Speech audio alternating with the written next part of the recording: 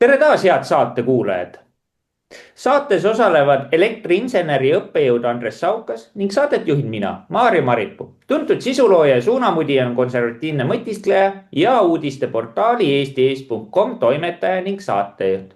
Tehnokrat alustab.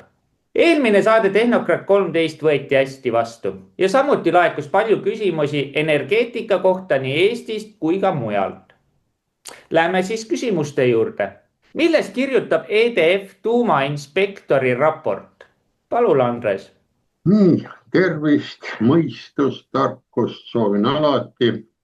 Ja kuna siin on niisugune pealkiri, et millest kirjutab EDF-i tuumainspektori raport, siis teate, inspektorid, politseinikud, sõjaväelased, nemad ei tee avaldusi, nemad teevad alati raporti, kas lahkumise kohta või mingisuguse sündmuse kajastamise kohta ja need on väga olulised. Ja see inspektori raport, nagu me hakkame slaididelt vaatama, oli ka nii pealiskaudselt nagu tühja jäetud, et teda ei huvitatud. Aga nüüd on ta üles tõstetud, et ta on oluline. Nii et liigume siis nende slaidide juurde. No, saime nüüd slaidi, tegime lahti ja näedake, selline pealkiri on kohe olemas lõppillusioonile. EDF, see on kohe ütelda Prantsuse suur energeetikafirma ja mõni sõna ka rahvas kogu aeg räägib, et oi, see on Vene firma, see on Saksa firma, see on Hiina firma, see on ei tea mis firma, aga arvestage seda, kütuse, tuumafirmad, suured firmad on nii riigitud, neil ei ole riiki taga, seal on lihtsalt ärifirma on suur, võtke Shell või endal või Pepsi Cola või sellised Coca-Colad ja vot need on ka kütusefirmad ka ja vot see on EDF-i peakontor on Prantsusmaal, aga ta on ülemaailmne tuuma kütusemüüja ja nii edasi, nii edasi. Need firmadega unustage ära, nagu siin meil on mingi praegusel momendil ka Eesti Energia on firma, aga eile oli päris hea artikkel, nad on kas meie saateid vaadanud või ka mõtlema hakanud, et hakkavad Soome süsteemi peale nagu ligemalt minema, et tuumajaam või ükskõik elektrijaam ehitatakse vastavalt tellijatele. Kui tuleb sinna mingi metallitehas või sulatusahi, kes tahab voolu seal kandis teha aleviku ja inimesed sinna tööle panna või mingisugused suured puidutööstused ära, nii nagu Soomes on Fennon Voima, oli selle Hanikivi nagu üks osanik praegult, aga need, et Einari Kiseli rääkis. Nii, ja võtame selle raporti lahti ja kuna ta on sõjaväelane ja sõjaväelased on tuumajaamades ja seal olukordades olulised, siis vaatame need koos ära. Näete, tuule päikese elektrijaamade tohutu laienemisega kaasnevad tohutut 2 korda probleemid elektrivõrgu stabiilsuse ja tuumaelektrijaamade ohutuse osas. See on Prantsusmaa nüüd. Ja seda illustreerib Prantsuse elektrihiiu EDF tuumaohutusinspektori. Saite nüüd aru? Tema on just see, meil on töökaitseinspektor, vahemärkusele ka, ma ei tea, kuidas siin tuumajaama hakatakse ehitama, kuna meil elektriohutusseadus puudub, meil on seadmeohutusseadus ja selle seade on, mõlemad on seadmed, nii tuumajaam kui tolmuimeja, nii et ma arvan, et võiks mingisugune nõnda nimetatud või mis on erakond selle teema üles tõsta, aga kõigil, nagu öeldakse, on üks sõna, et las aga see käis lohiseb, see ei ole minu asi, põhiline hääletame ja teeme mingisuguseid indu ja numbreid juurde ja edasi. Ja näete, nüüd see avalikustati ära, ta oli tükk aega ammu olemas, 11. mail, näete. Ja mis see ütleb siis? Need EDF-i tuumaohutusinspektori varem vähe tähelepanu pälvinud raport on tekitanud tulise arutelu Prantsuse elektrisüsteemi tuleviku üle. Vaadake, eelmises oli meil Saksamaa, aga prantslased on hoopis teise poole peal, nemad ikka tuumajaamu kinni ei pane. Aga on, näete, mis ütleb. Endine admiral, tal peaks auast olema päris kõrge, tundub, Jan Casablanca toob välja tõsised ohud, mida tuule ja päikeseelektrijaamade ulatuslik laienemine endast kujutab. Nende volatiilsete energiaallikate, ujuvad, ütleme niimoodi, integreerimine ei ohusta mitte ainult võrgu turvalisust, vaid ka tuumaenergia majanduslik alus. Näete, kui tahate teha, laseme siis selle tuumajaamad ka, kui kogu aeg kütavad kinni panna, et sealt mingi lollus tuleb päikeselise ilmaga, et see ei ole stabiilne, ühesõnaga.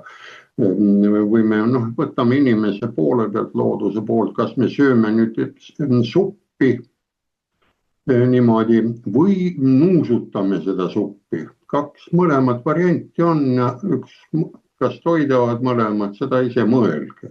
Ja selle kohta toon ühe vana muistendi või huvitava selle ära oli Hodža Nasreddin, läheme sinna Idamaale, oli see mõttetark, tuli ka teemajja ja üks peremees seal rabas kerjusel kraest kinni, et kuule, sa hoidsid oma pirukat minu praeliha kohal, nii et maksa. Hodža Nasreddin läks selle kerjuse juurde, on sul mõned mündid? Jah, on mul viimased, anna siia. Võttis need mündid ja pani pihu sisse, kõlistas selle peremehe kõrva juures nende müntidega, ütles, sina kuulsid nüüd selle mündikõlinat, tema nuusutas sinu seda rasvatoitu, nii et peaks olema võrdse. See oli selline Idamaa tarkus, et võtame siin ka faktidele ka Idamaa tarkust, mis aitab teil vähemalt kartustest üle saada, et kõik asi toimib. Ja näete, integreerime, ütles ära, et tuumaenergia majanduslik alus, et siis lähevad kinni. Kui möllame liiga palju, et üle poole ei ole kuhugi seda voolu panna, tuumajaam peab enamus käima täisvõimsusega tootma seda, ta peab seda jagama kõigele. Ja näete, võtame nüüd punktid, mis seal raportis oli, mitte protokoll, me ütleme ülevaatus ära, meil ei kasutata üldse, kui inspektor tuleb, et kirjuta siia. Aruandele alla, aga see raport on kõva asi, raporteerib. Ja taastuvenergia ühekülgne eelistamine õõnestab stabiilsust. Näete, 2025. aasta veebruari alguses avaldatud aruanne osutab taastuvenergia ühekülgsele eelistamisele võrguoperatsioonides. Ja leheküljel 13 öeldakse ühemõtteliselt, taastuvenergia eelistamine toob kaasa jõudluse kõikumist, mille tagajärjed on kõike muud kui kahjutud, nii ohutuse kui ka hooldavatuse kasutushea ja käituskulude seisukohast. Ja tuumaenergia volatiilsele energiaallikate kombineerimise katse on arenenud paindlikkuseks probleemiks. Näete, see on võimatu, raske teda panna. Tuleb päike viskab nurga tagant korraks välja, kas või pilve tagant mats, kohe tuleb kõrgendatud pinge tuleb peale, inverteriga pead hakkama seda sättima, jõuab ta reageeriks, läheb järsku jälle peitu, jälle on see voolu pinge tugevus madalam, sagedus kohe hakkab mängima ja nii edasi, nii edasi. Näete, siin ta ilusti räägib ära. Nii nagu ta ise näeb inspektori seisukohast, ta näeb väga laia. See võib öelda, et ta ei näe seda ühte kohta, vaid terve võrku korraga ja võib-olla Euroopa ja veab ka Eestisse pilgu välja. nii, siia, kuidas ta siis nüüd ise hoiatab, näete, see admiral, uute taastuvuse energiaallikate, nii vahelduvate kui ka prioriteetsete tulek võrku on koormuse kõikumisi mitmekordistanud. Ma eespool ütlesin, näete, kõigub kuidas tuleb. Et kõikumised ei ole elektrisüsteemi turvalisusele, sealhulgas elektrikatkestused, ohuvabad ja seavad pikaajaliselt kahtluse alla ka majandusmudeli. Ilma usaldusväärse baaskoormuseta tuuma või hüdroenergiast peaksime kasutama fossiilkütustel töötavaid elektrijaamu. Pidev suure ja väikese koormuse vaheldumine koormab süsteeme märkimisväärselt. Näete, ta ütleb ära. Ja vot siin ongi ainukene, mis kiirendatult ongi see gaasiküttel või siis vedelküttel, fossiilkütusel panna elektrijaam, see saab ruttu soojaks, aga hakata tuumajaama käivitama, näete ise, kui kaua läheb. Ja päikesejaamaga on tuli, tšau, kohe terved need ekraanid võtsid kinni, kohe tuleb selline mats sisse. Järgmine, näete, põhimõtteliselt kahtlused roheluse konsensuse suhtes. Ta ütleb väga ilusti rohepööre, et kuidas ta ikka kahtleb. Nii et admirali Kasjevjanka avaldused seavad kahtluse alla pikaajalise poliitilise konsensuse, näete. Poliitikud, mõelge nüüd, kas te tahate oma rahvale pahandusi või küsite ka energeetikutelt nõu ja nii edasi. Ja näete, tuuleenergiasektor oli aastaid müünud tuumaenergia taastuvenergia kombinatsiooni ideaalse mudelina. See on väga hea. Tuleb, nii päiksega tuleb, tasuta ülevalt on, tehases ainult kokku panna, aga tema hoidmine on ju, kui ega meie ka ei ole, kui meil oleks päeva ajal jama selline kole ilm, nagu oleks talv ja lõunaks oleks selle suvi, vaja vildid jälle vahetada teisse ringi, me ei suudaks elada selles keskkonnas, aga näete, energeetika on praegu niimoodi pandud, et vahepeal on soe, ülikuum ja siis läheb jälle jahedaks. Ja näete, ametist ütles ka Reeno, Energiaameti president 2019.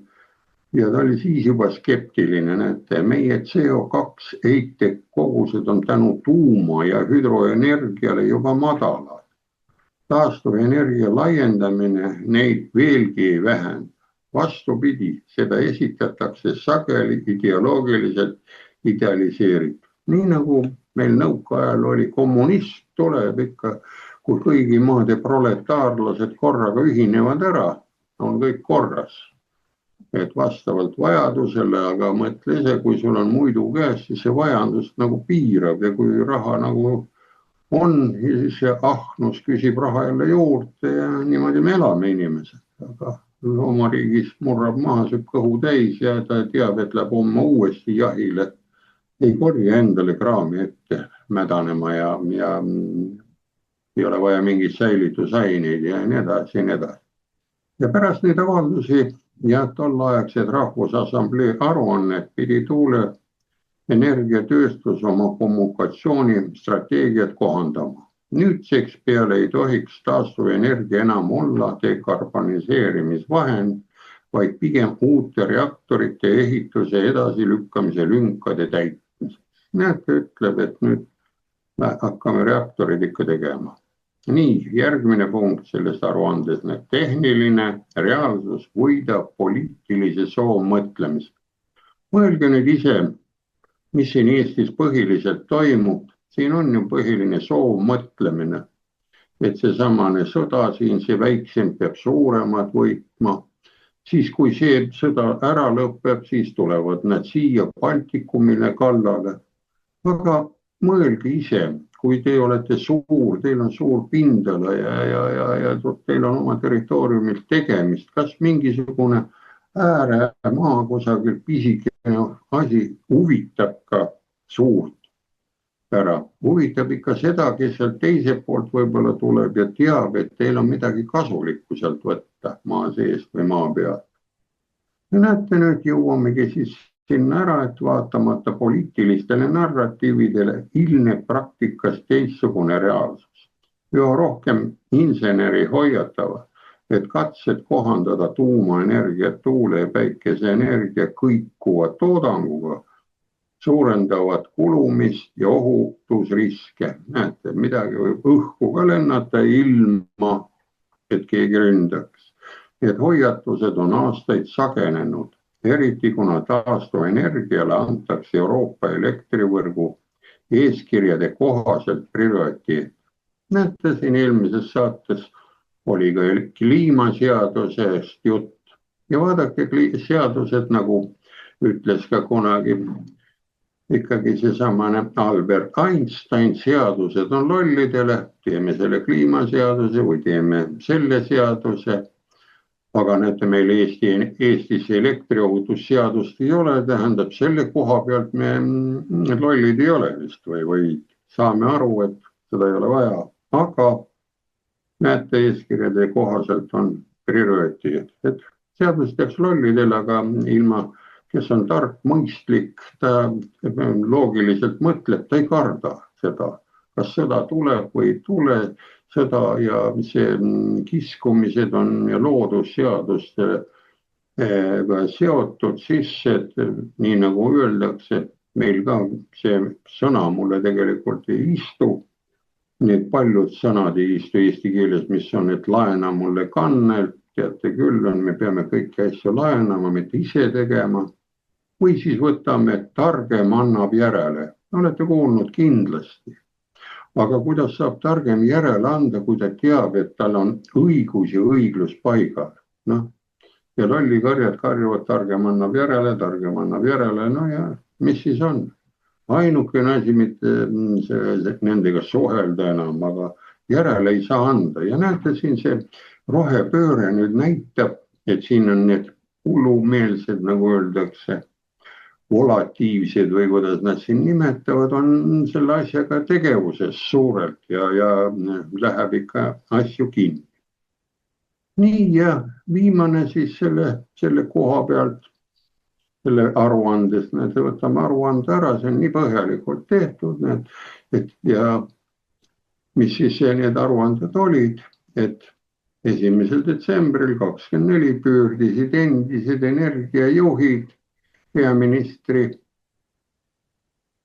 poole avalikus avalduses, vaadake, saate sealt ajalehest ära, Prantsuse aruannete kohaselt kritiseerisid nad teravalt tuumaenergia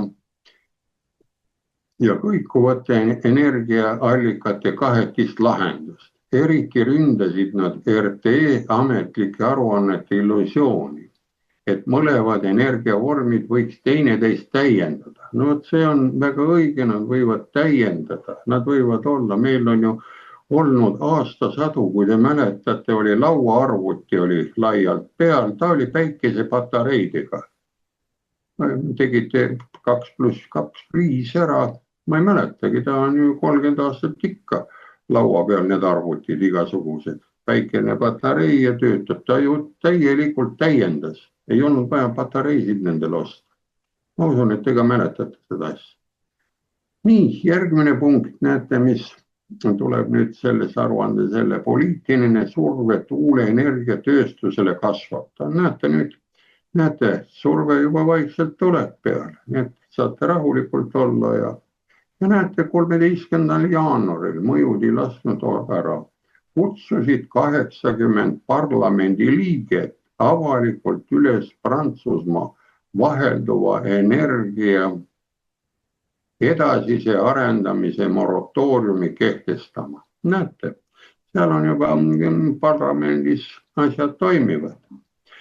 Tuuleenergia lobi reageeris ägedalt, näete, 30. jaanuari üleskutses püüdsid nad relativiseerida kontrasti tuumaenergia taastuvenergia vahel, hakkasid juba seal möllama. Kuid ka Sapienska avaldatud aruanne õõnestab seda katset süstemaatiliselt. Näete, ta paneb asjad paika.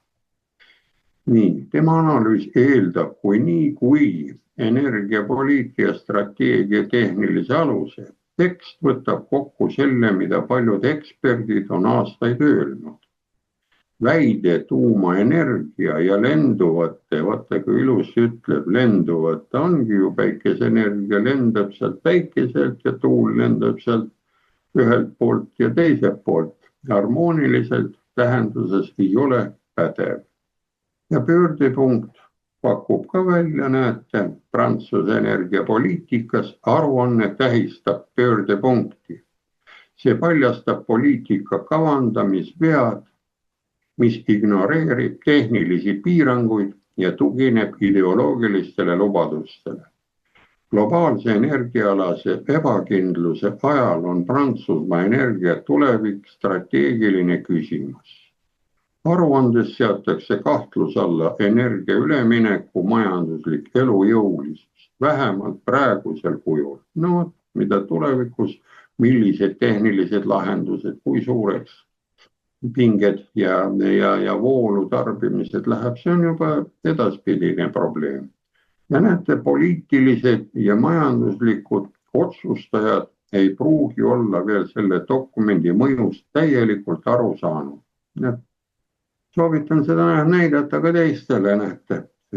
Admirali on ikka päris kõrge auaste ja kui ta on teinud selle koha peal. Muidugi raske on võib-olla meil siin Eestis asja seletada, sest kui sai seda paraadi vaadata, et meil on jule palju neid ohvitseri kindraleid siin väikese Eesti kohta ja vot nendele mingi admiral, kui ütleb, kas nad kuulavad teda.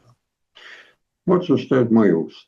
Kuid üks on kindel, seda dokumenti ei saa maha vaikida, selle sisu kujundab pikas perspektiivis arutelu Prantsusmaa energiaallikate jaotuse üle. Need mõelge, see dokument oli tehtud Prantsusmaa kohta. Kas ei ole võimalik siin Eestis mõni nõnda nimetatud tehnokraat või mõned tehnokraadid kokku panna, kes tõestavad sarnase asja temaga koostöös ära, et kus ta need andmed ja mis ta võttis, on ju võimalik selline aruanne koha pealt teha. Või on meil põhiline, ootame, mille sinna pulti läheb keegi Kaja või läheb siis Laien või keegi Merts või keegi ütleb ära, et eestlased nüüd hakkate ilusti tegema elektrit nagu varem. Nii, see on siis selle esimese punkti raporti kohta loodud ja nüüd mõelge, tehke nüüd järeldused ise, kuidas, kas see raport on oluline või ei ole või visata ta kalevi alla, nii nagu väga paljud asjad läksid nõukaajal, kui tuli mingi hea mõte, tuli visati kalevi alla, aga 30 aasta pärast vaadati, oi, see ju sobib. Nii et raporti kohta mul on kõik. Aitäh sulle, Andres. Sellest suhtes, et mul on siis koheselt sulle ka järgmine küsimus. Kas Euroopa Liit tahab kogu energia impordi, sealhulgas tuumakütuse tarned Venemaaga lõpetada? Palun. Nii, see on ju päris päevakohane ja värske selline küsimus. Võtame slaidid jälle lahti kaugemalt. Ise me siin fakte välja ei mõtle, et mis siis kuidas see värk meil hakkab siin toimuma või. Nii, tegime nüüd siis lahti ja näeme seda pealkirja, mis siin on. Et Euroopa Liit soovib lõpetada. Ja see info, see faktiline info on võetud, vaadake, selliselt koduleheküljelt VNN, mida ma olen siin kogu aeg propageerinud, selle nimi on World Nuclear News. Seal on kõik tuumaalased uudised väljas, isegi pommitamised, mis siin hiljuti siin Iraani ja nende peale, kõik asjad on seal pealsed. Ja vaadake, mis siis siin ütleb seesamane komisjon täpsemalt. Sest ega meil ei öelda, et tehti sanktsioonid, pandi kinni ja asi käib ja kirjutasime allkirja juurde, aga näete, mis siin ütleb. Vastuseks Venemaa sissetungile Ukrainasse võttis Euroopa Komisjon 2022. aastal mais ametlikult vastu REPower EU kava, mille eesmärk oli kiiresti vähendada Euroopa Liidu sõltuvust Venemaa fossiilkütustest. Kavas tunnistati, et tuumaenergial on oluline roll Euroopa Liidu energiavarustuskindluse tagamisel ning rõhutati koordineeritud tegevuse olulisust Venemaa tuumamaterjalidest ja kütusetsükli teenustest sõltuvuse vähendamiseks. Nad algust nad võtsid ära, aga nüüd soovivad nad ka tarned Venemaaga lõpetada. Lähme vaatame edasi, vaatamata märkimisväärsetele edusammudele, mida on pärast Venemaa sissetungi Ukrainasse REPower EU kava ja sanktsioonide abil saavutatud, nägi Euroopa Liidu 2024. aasta Venemaa gaasiimpordi taastumist. Ta tahab nagu tagasi jälle tulla, ütles Euroopa Komisjon. Seetõttu on vaja koordineeritud meetmeid, kuna Euroopa liigne sõltumus Venemaa energiaimpordist on julgeolekuoht. Seni võetud meetmed on vähendanud imporditud Venemaa gaasi mahtu, näete 150 miljardilt kuupmeetrilt, mis oli 2021. aastal, ja 52 miljardi kuupmeetril, mis oli eelmine 2024. aastal. Ja kusjuures Venemaa gaasiimpordi osakaal on langenud 45%-lt 19%-le märgiti aruandes ja kogu Venemaa söeimport on sanktsioonidega keelatud. Nafta import on kahanenud 27%-lt praegusele 3%-le. Kuid vaatame nüüd rahulikult siin edasi. Tulevad huvitavad kohad. Tuumaenergia valdkonnas hangiti 2024. aastal 14% uraanist Venemaalt üldine ära. Samas kui umbes 23% Euroopa Liidu uraani konverteerimisteenustest nõudlusest rahuldati Venemaa poolt. Näete, 37 tagastada ja osta kraami. Ja näete, rikastamist oli ka vaja, sest ise ei oska enam rikastada. Enam ei tule prantslastel ega teistel välja, sest näete 24 vajadust. Ja liikmesriigid, kes kasutavad endiselt Venemaal projekteeritud VVR-reaktorid, on teinud edusamme Venemaa tuumkütuse asendamisel teiste tootjate kütustega. Toome kohe vahemärkusena siin ära, et näiteks need Loviisa 1 ja Loviisa 2 siin Soomes hakkavad nüüd kütust kasutama Westinghouseni oma. Ma ei tea, kas nad on nüüd juba sisse pannud endal või ei ole. Aga kui me vaatame siin, me mäletame tulevad saated, kus on sees, et väga suure või oli ka juba, kus väga suure osa ostabki Ameerika Ühendriikide Westinghousen Vellilt Venemaalt selle uraanikütuse ja paneb oma sildi peale. Oma pakki, neil on 4-kandilised pakid, need kütusepakid, kus need vardad on sees. Venemaal Vellil on 6-kandilised, nii vahet ei ole, kus tuleb see kütus, silt on peal, ostsin selle pealt, aga müün sinna. Nii et see on suur, ma räägin, äri, kus põhitegijaid ongi ainult 4 uraanitootja. Ja paljud ongi niimoodi, näete, see konverteerimisteenus on tagastamine, et teha uuesti vana kasutatud kütusest kasutada natukene plutooniumi sisse ja saame jälle 4 või 5% rikastusega tuumkütust. Ja näete, siin edusamme on tehtud väga ilusti ja see aruanne näitab siin World Nuclear Newsis, aga ta on, kui seda uurite seda põhjalikult, siis sealt saate kogu selle kupatuse, kuidas see tuumkütust tehakse ja kuidas, kelle poolt ja kuidas need tsüklid on, kuhu kes korjab. Vot seal ongi see World Nuclear Newsis on kõik olemas. Ja need on nüüd värske, nagu see värskem uudis siin, mis oli, et lõpetame ka tuumkütuse ära. Venemaaga kogu kuubatuse paneme kinni. Nii, lähme järgmise juurde ja näed, mida siis Euroopa Komisjon nüüd avaldas. Uue tegevuskava, mis tema sõnul sillutab teed Euroopa Liidu täieliku energiasõltumuse tagamiseks Venemaast. Tegevuskavas on ette nähtud Venemaa nafta, gaasi ja tuumaenergia järk-järgune eemaldamine liidu turgudelt, mis toimub koordineeritud ja turvalisel viisil, edendades meie energiapöördeid. Niimoodi on kirjutatud selles komisjoni tegevuskavas. Need pööravad ikka veel edasi, aga siin oli eelmine lugu, mis me kuulsime, vaatasime, oli Prantsusmaa nagu pööret ei taha, tahab selle kinni panna.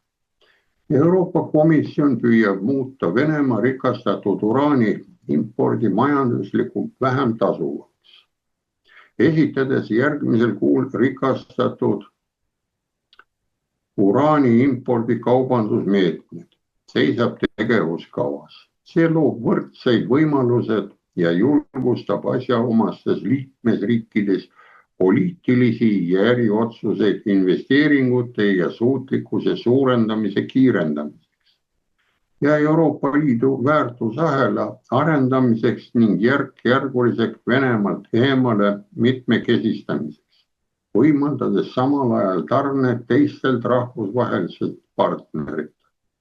Järgmisel kuul kavatseb komisjon piirata Euroatomi tarneagentuuri ja Venemaa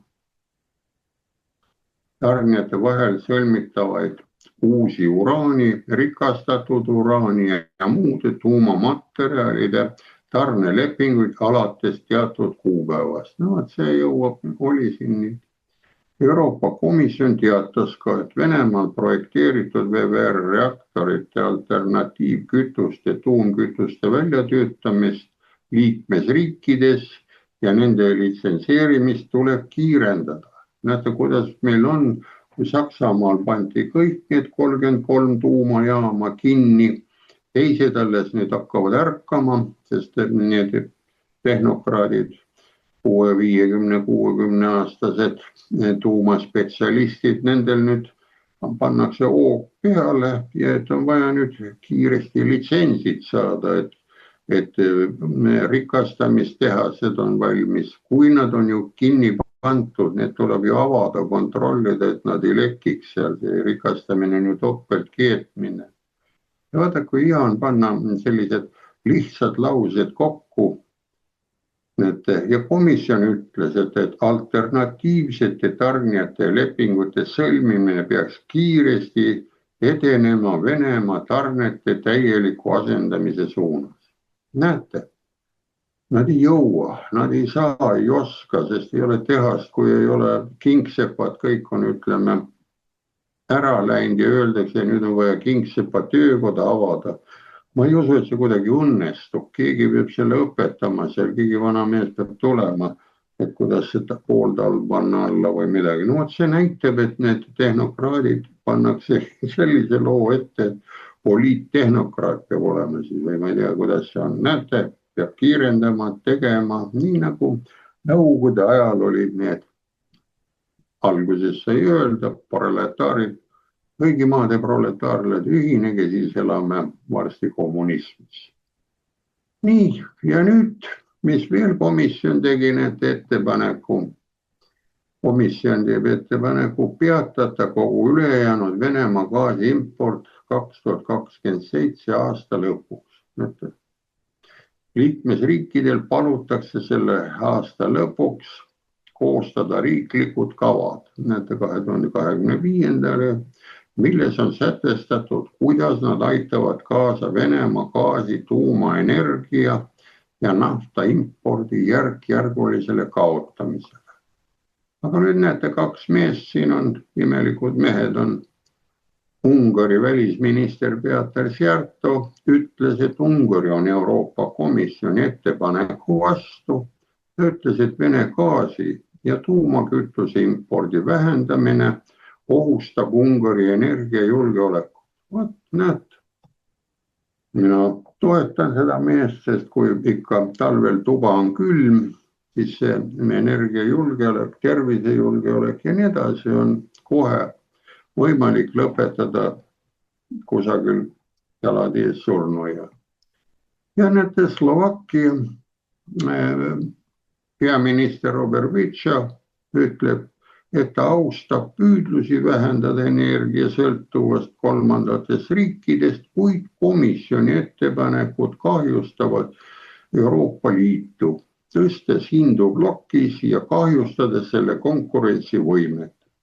See on lihtsalt majanduslik enesetapp. Meil kasutame suitsiidi, enesetapp, minna punkti, kus ei gaasi, tuuma ega nafta kõigiga ei tohi lõppu teha lihtsalt sellepärast, et läänemaailma ja võib-olla Venemaa ning teiste riikide vahele ehitatakse mingit uut raudset eesriiet. Tsiteeris teda Reuters. Näete, ta paneb ilusti asjale kokku ja mis siis meil on, tuleme nüüd pildi peale, paneme kokku selle mõtte. Ja ma küsin teie käest ise, proovige järgi mõelda, kas see küsimus on üldse küsimus väärt.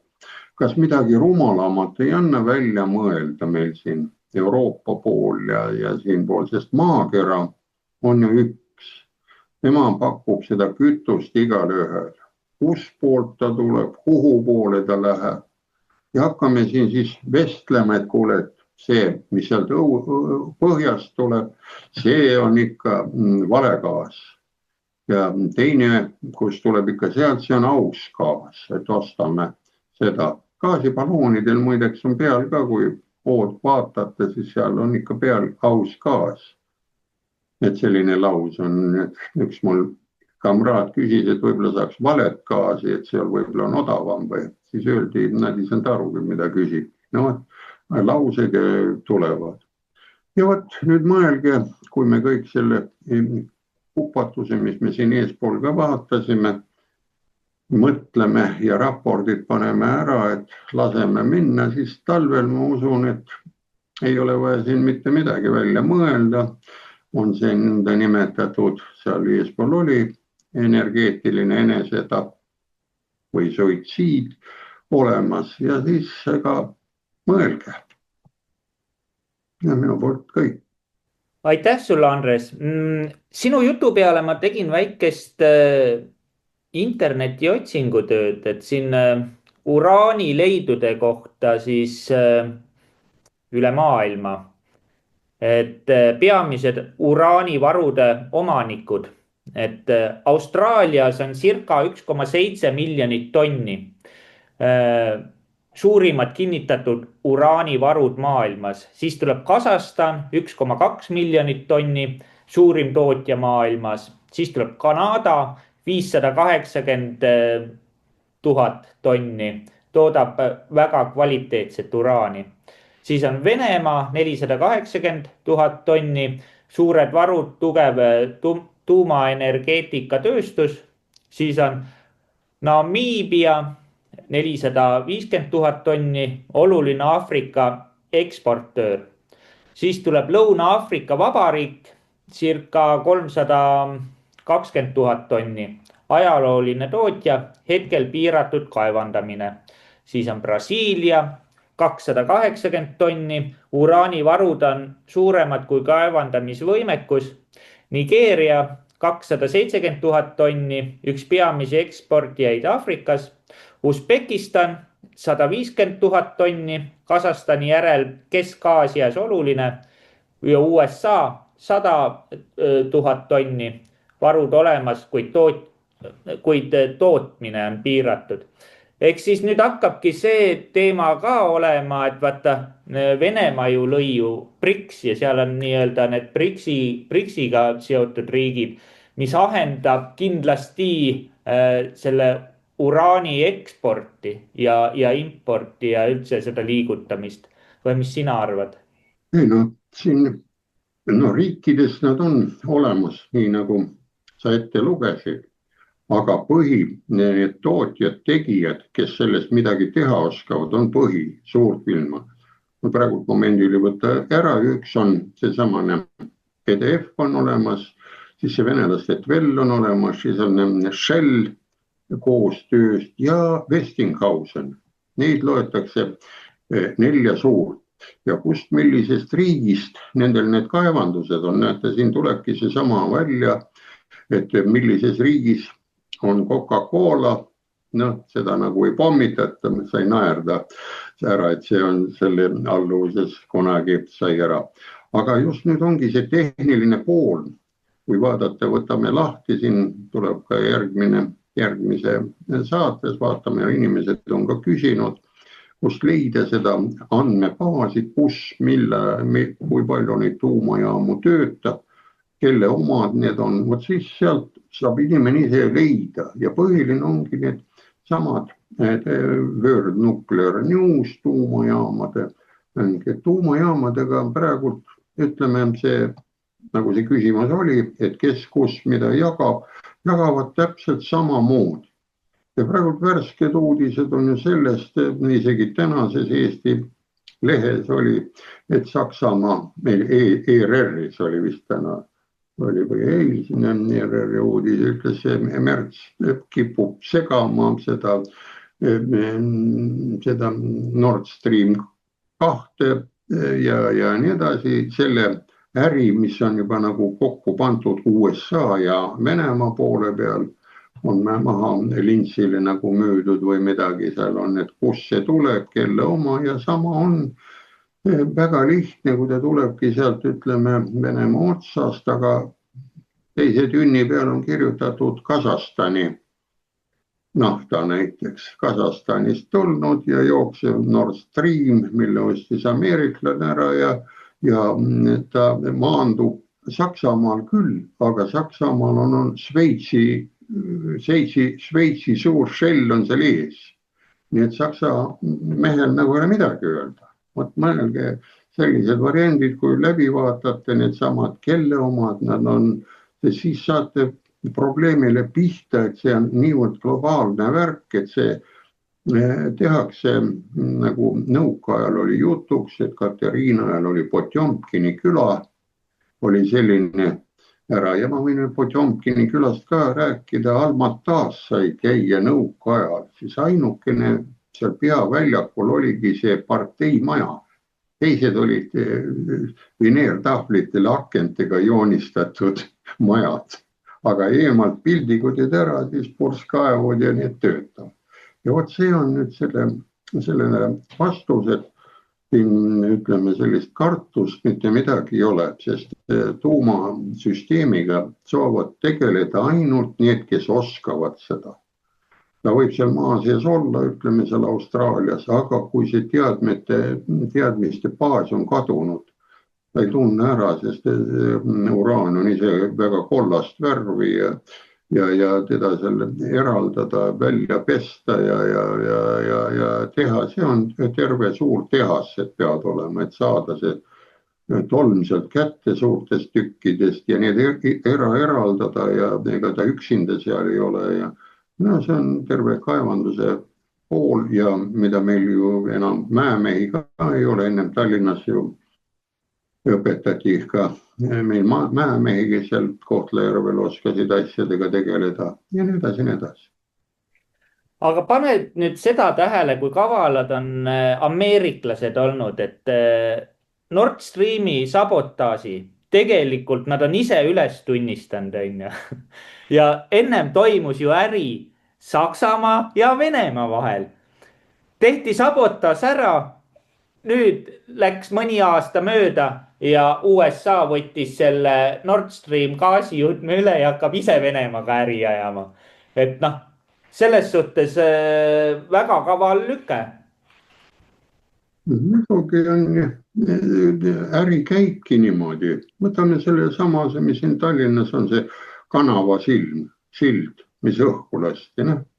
vaadake, kui lihtsalt oli sealt üle sõita, ei pidanud järjekorras tossama, kütust kulutama, aga lased silla õhku, teed ringisõidud sinna ja siis teed ära järgmine kaval, mis võtame sisse, ei ole kavalust vaja panna, hullumeelsus on Rail Baltica, vaatame, kuidas see valmis saab, seal ei ole, aga PAM-i kohta ma uurisin värki, nad hiinlastega juba puurivad seal kõrgemalt kohalt läbi kaljude suurte puurmasinatega, mis on teravad, teevad tunnelid valmis ja hakkab sealt kaudu minema.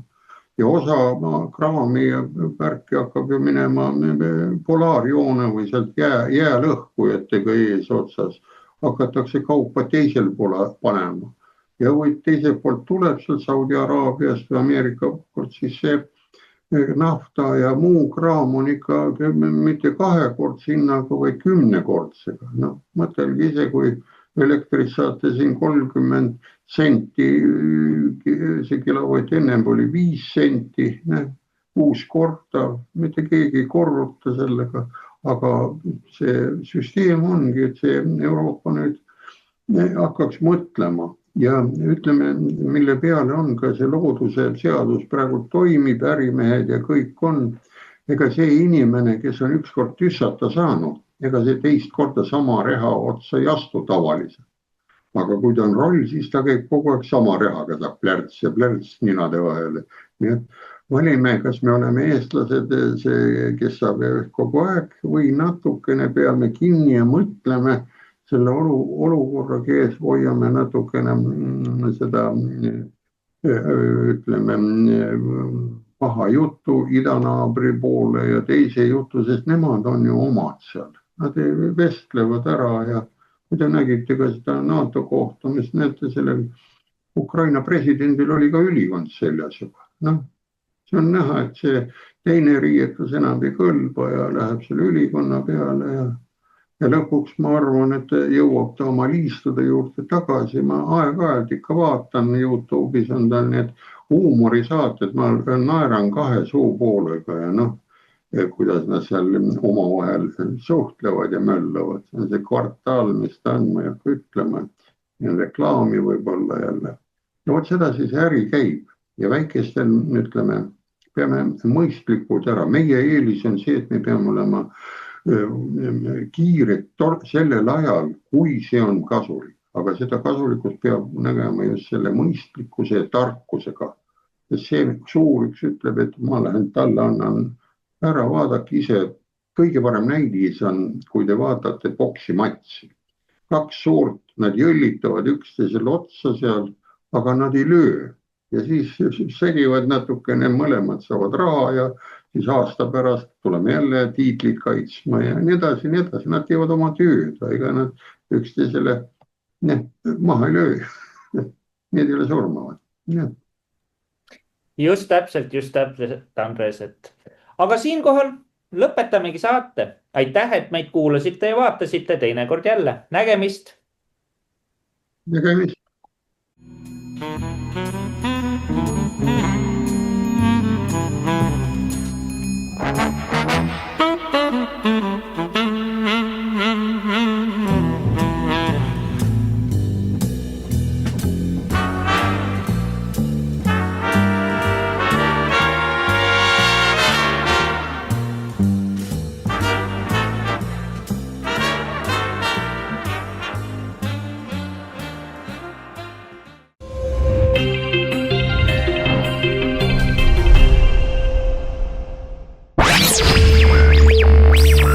Meil on Eestile plaan B.